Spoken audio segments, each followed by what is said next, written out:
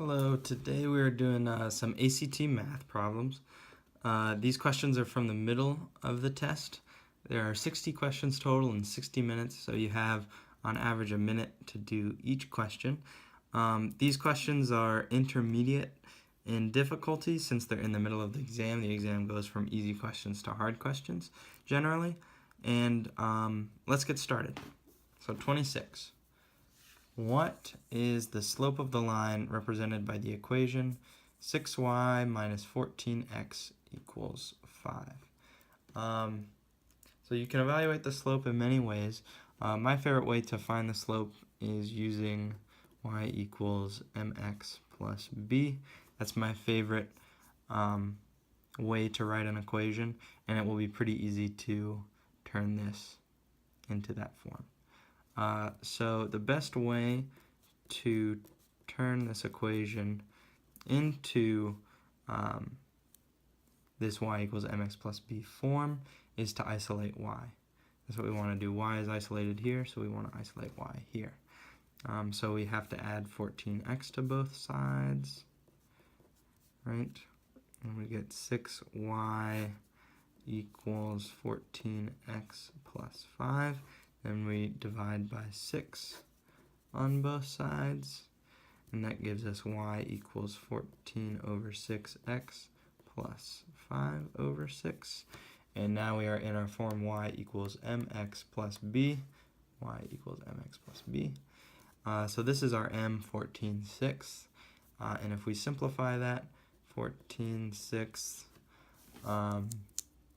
and we divide by 2 over 2, which is just 1, we get 7 over 3, right? 14 divided by 2 is 7, 6 divided by 2 is 3. And dividing by 1 doesn't do anything to the number, so this number is the same as that number, just simplifying fractions, and we get our answer h. Alright, if you need to pause the video, look it over. There's the work. There's the question. Okay, 27. This is a very difficult problem, but if you go through it pretty, answer by answer, I think you can figure it out. And pause the video if you want to try it and give it your best shot. So, let m and n be two positive integers. So let's see what we're dealing with here. Positive integers. That means 1, 2, 3, right? The counting numbers. They could have said whole numbers, but they went with positive integers. Such that m is less than n, right? So that just means that m is smaller than n on this number line, right? So m could be 3, for example, and n could be 5. Anything random like that. That'd be a fine example to pick. That is something I suggest on problems like these, is to choose real numbers as an example to work with. And it says, which of the following compound inequalities must be true? And it gives you 5 different compound inequalities to evaluate. One of which is always true. And the others can be proven false. And that's how I would tackle these, which must be true questions, is to try and eliminate answers and,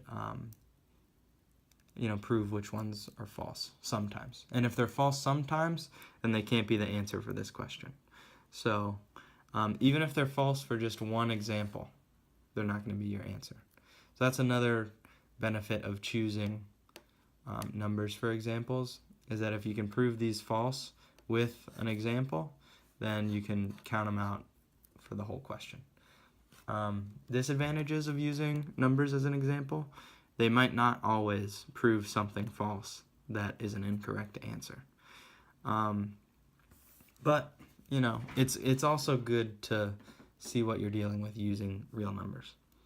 Anyways, let's start evaluating each possible choice. So let's do A first. 0 is less than square root of mn is less than m. I would break it down and look at each statement separately. That's the first one, and then that's the second one we're looking at. So let's look at the first one. 0 is less than square root of mn. That seems like it'll work out. That would be pretty hard to disprove. I don't want to give too much time to this inequality, trying to disprove it or prove it, you know, when I'm going through it. So I'm going to look at the next part, and if it's easier to disprove. So let's look at the next one. Square root of mn is less than m.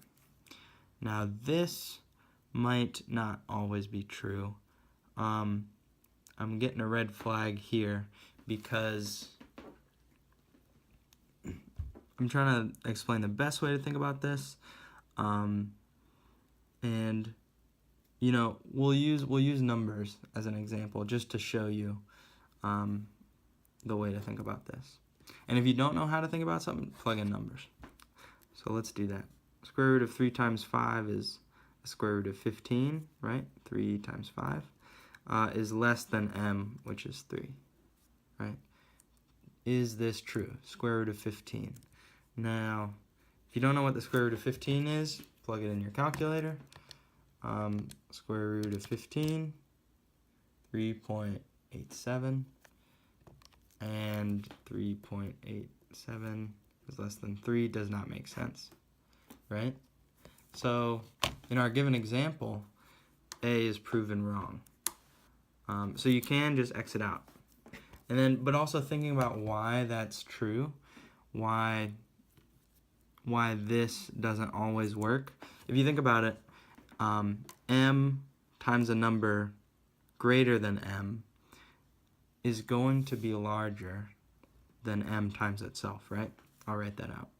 M times n is always going to be greater than m times itself, given that m is smaller than n, right? That makes sense. So it's a number times a number bigger than it is greater than that same number times itself. That works with our 3 and 5, and it works for anything you choose. So now if we look at this, the square root of m times m equals m, right? That's true. So if we rewrite this portion of the inequality using this, that might help us see it better. So the square root of m times n is less than the square root of m times m. That's what the answer A is saying. Now this doesn't make sense, right? Because m times n is going to be bigger than m times m, right? And since you got a square root on both sides, you can really get rid of it, right, by squaring both sides, since we're dealing with just positive numbers. And this inequality does not make sense. So that's, you know, talking through that first answer without using any numbers at all. And that's how you could think about it logically without using an example.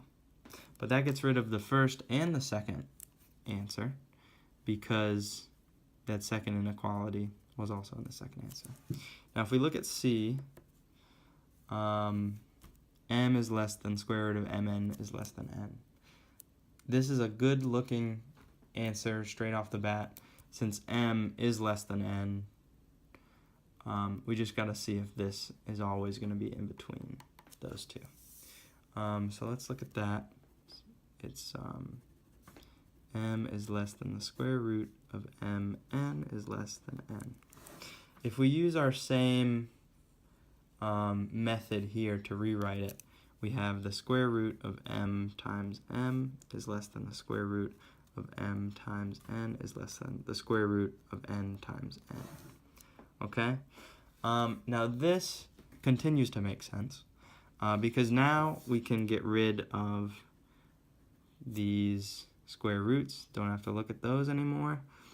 And if that is true, you know, m squared is less than m times n is less than n squared, then our answer will be correct. And this does prove to be true.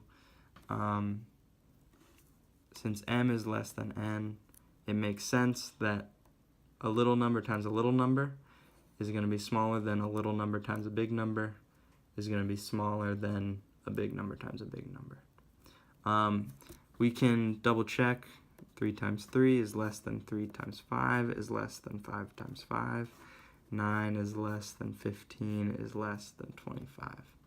That makes sense. So that's my current favorite, C. Now let's look at D and E just to make sure and verify that those are false answers. So D, square root of m is less than the square root of mn is less than the square root of n. D, square root of m is less than the square root of mn is less than the square root of n. Let's get rid of those square roots. Now I would be careful. Don't do this on other problems with inequalities necessarily, because if you have negatives, it complicates things. But let's keep looking at it. D says that m is less than mn is less than n. Now this part of that inequality does not really make sense, right? Because mn, a product, should not be less than n by itself. If we want to check that, let's check it with our numbers that we gave. 3 times 5 is less than 5. Well, that doesn't make sense. 15 is not less than 5, right? So that doesn't work. So D, we can get rid of. Last one, E, square root of m minus n is less than the square root of mn is less than the square root of m plus n. So let's look at this. Let's get rid of our square roots.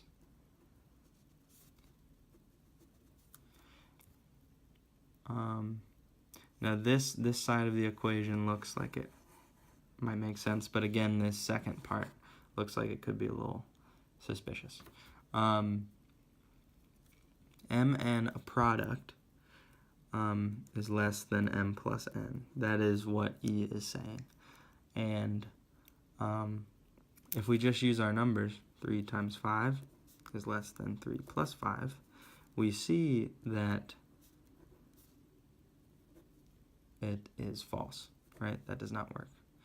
And so with one counter example, we can X out E. But also, just thinking it through right here, it doesn't make sense because a product, m times n, is not necessarily going to be less than just m plus n. And that works for a lot of examples. Products are generally bigger than sums. And you can use several examples to prove that. But this was a tough one, but C was proven to be right. And I would just use process of elimination, try and disprove things when asked what must be true. And use numbers. Numbers, this example that we chose, which is a pretty simple example, disproved all the ones that were not always true. So let's keep moving. Let's get through one more question. All right. 2 similar triangles have perimeters in the ratio 3 to 5. The sides of the smaller triangle measure 3 centimeters, 5 centimeters, and 7 centimeters respectively. What is the perimeter in centimeters of the larger triangle? Let's draw those triangles. We have 3, 5, 7, and we have a bigger one with who knows. The good thing about triangles is that if they're similar, their perimeters are also similar, and they are of the same ratio, 3 to 5. So if we look at this perimeter, we got 3 plus 5 plus 7, that equals 15. And this perimeter we don't know, but 15 is to that perimeter, we'll call it x, is the same as 3 is to 5, that ratio, right? cross multiply, we get 3x equals 15 times 5. 3x equals 75, and x equals 25 if you divide by 3 on both sides.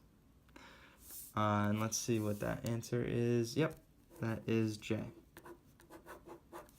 Awesome. Thanks for watching.